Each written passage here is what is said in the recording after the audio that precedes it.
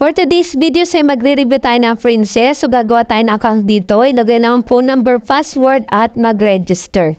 Pagka-register nga natin dito ay may makukuha agad tayong libreng 20 pesos. Dito naman sa task, ayan. Kapag nakapag-invite ka naman dyan ng sa 20 ang makukuha mo reward, di ba, 150, tapos 10, 500, 3,000 invites, 200,000 pesos. So masipag ka lang dyan mag-invites ay may makukuha ka dyan nga libreng rewards na makukuha nating commission. So dito naman sa ating earnings, ayan, for 290 libre yan. So 2.75 every hours ang makukuha natin dyan. So libre lang yan kapag tayo nag-register dito. So meron na nga tayo ni-earn na 5.5, i-receive lang natin. So makikita natin dito yung sa balance yung papasok na 5.5. Okay? So makita natin na 280.5 na yung ating balance dyan. So dito naman sa ating pakasang kitain dyan ay i-copy nyo rin yung link at i-share nyo rin sa lahat ng social media account na meron kayo. So up to 15% ang ating mapukuhang commission dyan. Level 1, 8%. Level 2, 3%. And level 3, 1%. So libre lamang yan na kapag nakapag-invites ka, mag-earn ka dyan ng unlimited commissions. So dito naman sa huding nga kitaan dito sa ating Princess ay bibili tayo ng produkto. So kapag bumili tayo ng produkto dito ay mag-earnings tayo dito ng daily. So kapag bumili tayo ng 300, the 159 ng daily natin dyan sa loob ng 65 days, sa 500 naman, 66 daily.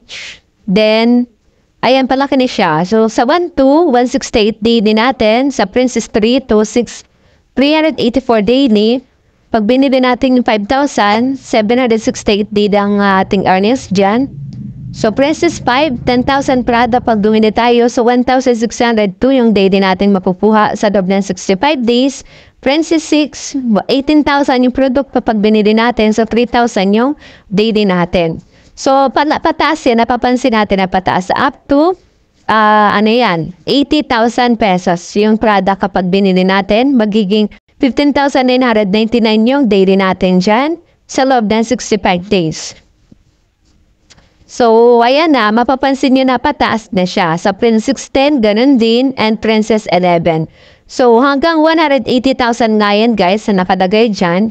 So, daily naman income natin dyan ay 45,000 sa loob na 65 days sa Princess 11. So, bibili lang tayo dyan ng ating produkto, tapos daily na tayo dyan mag-earnings ng kita. So, kapag nag-earnings na tayo dyan, ay pwede na natin yan na ma-withdraw. So, kapag nag-daily sign in din nga pala tayo dyan, ay may makukuha rin tayo dyan. At paano naman tayo mag-deposit? I-click lang yung deposit, recharge. Then, i-click mo lang yung recharge na sa baba. So, madadirect na yun sa inyong Gcash account, then makakapag, na tayo dyan ng balance, makakapaglagay na. So, kapag meron na tayong balance dyan, pwede na tayo dito bumili ng produkto, katulad nitong 300, bili natin yung 300 pesos. So, magbabayad muna tayo dito bago tayo makapag-withdraw. So, kapag nag-withdraw tayo dyan, kailangan fill upan na nga buong info, ang pay name, bank name, at ayan. So, yung Gcash number nyo. So, pwede na tayo dyan makapag-withdraw kapag na-fill upan nyo na yan ng buo.